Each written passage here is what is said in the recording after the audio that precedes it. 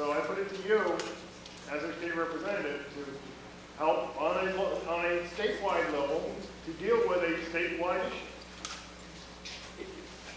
I'm not sure it's a question as much as it is a statement, and I appreciate the statement. But the way is to identify a revenue stream at the state to transition away from the property tax. So you can either not increase, or it doesn't have to be more than 2.5%, or quite frankly, maybe it could be lower. And usually when you present the idea that says we can lower the property tax, most people buy in. It's the other side of the equation that you lose a lot of people, because you talk about, well, the sales tax.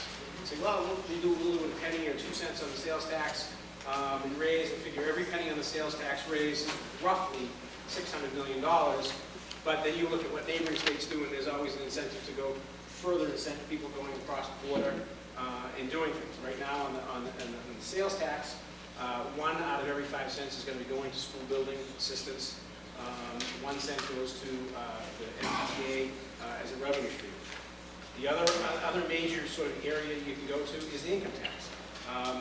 Well, there's another third rail. So usually, like I said, we say, well, we want to lower the property tax. Everybody buys in and says, we're going to do it by raising the income tax.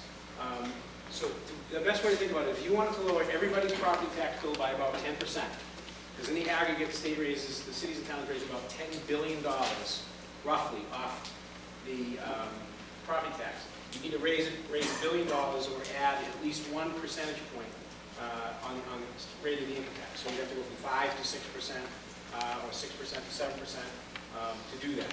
And there's a basis for doing that, but the problem is everybody likes one side of the equation, the other side of the equation is challenged. I don't disagree with you. I think we need to work towards that. Again, it's trying to develop a consensus around what everybody wants to lower one or not rely on one, i.e. the property tax. The difficulty is arriving at what's the right balance on the other side of the equation and arriving at a consensus that you can buy in.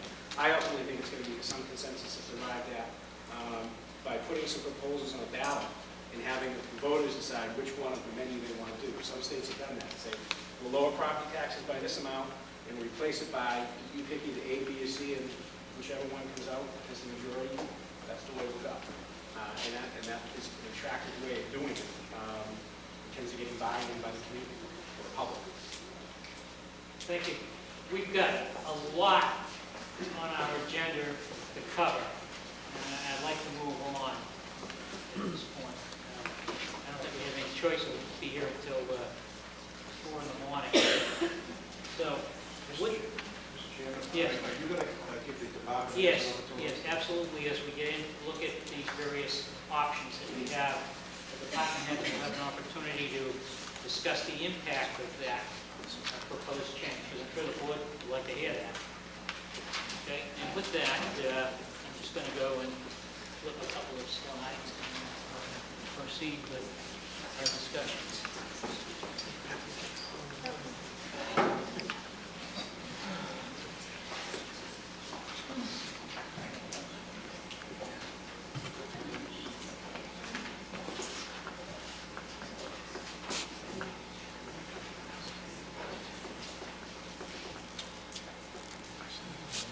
So earlier this evening, I had got to the point where we talked about additional school funding. I'll just go over it again for those that might not have heard it. In the process of closing on the status quo budget, we found ourselves with a surplus of $23,699. And I mentioned at that point that the town administrators requesting that we put $25,000, approximately that amount of money, back into the town budget to add a half-time person in IT. And the main reason is we're currently integrating a new accounting system for both town and school, and we need to make this successful, and we can only have a single individual and some outside consulting handling that issue, and it's just insufficient to do the job. The proposal was to take $85,200 out of the small cap in the town's budget and delay funding it until October town meeting out of anticipated free cash that we would have certified for October. Additionally, we'd take $120,000 of small cap money from the school budget fund $70,000 of it now in April from available free cash, and the balance in October. And then we still don't have a health insurance number, and we're using 15% in our budget estimate for cost, and we believe now that it's probably going to be more like 12%. We're hoping that it's even less, but at 12%, it frees up another $147,000. That would put into, if the board can go along with this proposal, $375,000 or $376,000 less than $25,000 the town administrator needs into the school budget. Additionally, and this is a list of other sources of, and they're all cuts, that could be applied to provide up to $495,000. It's kind of a pick list, call it that. And I'll just go through it real quick again. Under recreation, currently, about $150,000 of town revenue funds the recreation budget. The rest of the recreation budget is funded by fees in the revolving account. In balancing the status quo budget, we're taking essentially $50,000, I'm using round numbers, from the recreation budget and to fund one salary position and moving it into the revolving fund. This would require the recreation department to raise fees to cover that cost. This is an additional $100,000. What this is the balance of the recreation budget. It's funded through your tax bill. And by doing this, we would put all of the programs of the recreation into the revolving fund, and clearly that would cause them to raise additional fees to fund the program or scale it down. And I'm going to go through all of these, and we'll let each department head provide you some information on the impact. The library proposal would be to cut in half the number of hours that the library provider is open. And of course, that would automatically cause the losing of our certification, and we would be out of the consortium. So it's a major cut in a particular service. But when you're talking about school kids and you're talking about other things, you have to take these things into consideration. And I believe our department head is here, and we'll allow her to speak to that. Treasurer's office, this is a salary position that we would not fill. Our treasurer collector resigned and moved on to another position. We hired someone from within, and that person from within left the position open, which we have not yet filled. CPC office, if we reduce staff member there, it would be $25,000. Town clerk's office, $41,000. DPW, one position, $33,000. These are estimated numbers based on what we believe would be saved in the process. Human resources, by eliminating the position, it's a half-time position now, would be eliminated completely. Would be $46,000. And if we eliminated 2 police officers, it would be $100,000. So this, off this pick list is an additional $495,000 in cuts that could be made. Now, I've got to say that if any of these cuts are voted on tonight, putting those cuts, putting those personnel back and the programs back would be in a proposed override question.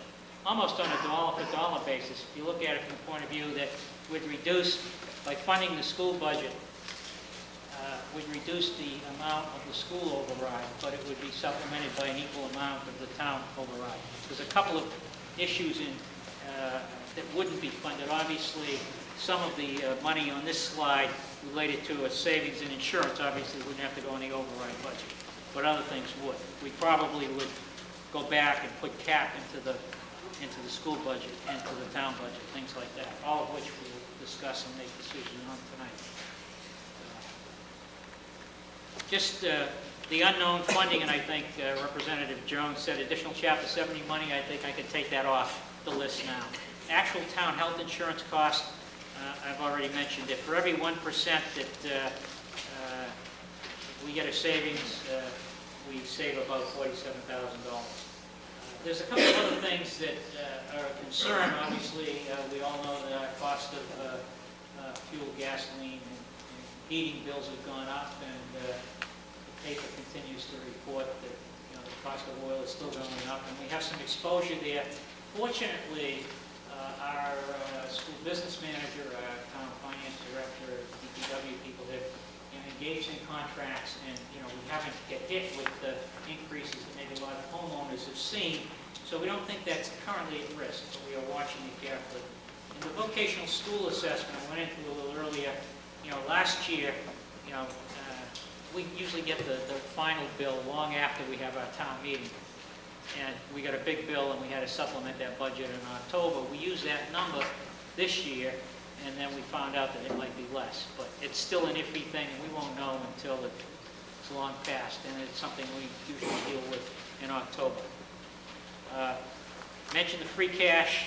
I'll go through that one more time. We have currently available $189,000 in free cash. Free cash is generated by what's based on our revenue estimate. We make a budget estimate. We do our expenditures. Right? It's prudent to, when you make a revenue estimate, to be somewhat conservative. And we've been less conservative as we've gone forward. But whatever's left at the end of the fiscal year, on June 30th, it's counted up, and that becomes certified by the state auditors and becomes free cash for the following year. So money that we don't spend in our budgets, but mostly from fees and things that come in a little above our estimates, is what generates free cash. And it's prudent that we do generate some free cash, because free cash is typically used for our capital expenditures. Without it, we have no capital plan. We don't replace police cruisers. We don't do repairs to buildings, and so on and so forth. So keep that in mind. Anyway, out of free cash, we plan on taking at the April town meeting $60,000 for the purchase of an additional module for the Munis accounting system, and to provide some consulting services to help get this implemented. This is a major expense that we've already funded in terms of buying the software and programs. It supports both the school and the town. Why we're doing it is the system that we currently have is a system that there's only 1 or 2 users in the state. There's a company, we call it a mom and pop company. These people are getting older. There's some fear that as we go forward, we will not get support anymore for this. And if that happens in the middle of the year, we could be dead in the water. So this is a must. The police cruiser is what the town administrator had taken out of the earlier round of budgeting when he took $184,000 out to get it to a 3% level. Sanitation is just a prior year's school bill for trash collection that somehow slipped through the cracks and didn't get paid. And the $70,000 is for the textbook adaptions in the capital plan that I had proposed, where we would eliminate a small cap from this year's budget, from the school budget, move it into funding $70,000 from free cash, and the balance from free cash in October. That would leave us a balance of $7,400. So you've heard talk about the stabilization fund that we established in October. This is all money from the Berry project. And it was the board's intent to put this into a stabilization fund to leverage our borrowing. Now, when we take our increase in revenue due to Proposition 2.5 and new growth, we have a sum of money to distribute this year's budget. The first thing that we do, it's actually in 3 pieces. The first thing we do is we take and pay off our fixed costs. The 3 prime numbers in the fixed cost are our insurance, health insurance, and life insurance, our employee benefits basically, for town and school. That's in this first piece of the budget. The second piece is the county retirement. It's an obligation that we have. And our district has been penalized by the fact that our county retirement made some bad investments a number of years ago, and now we're making up for that too. So we had a double hit, we've had a large number of retirees.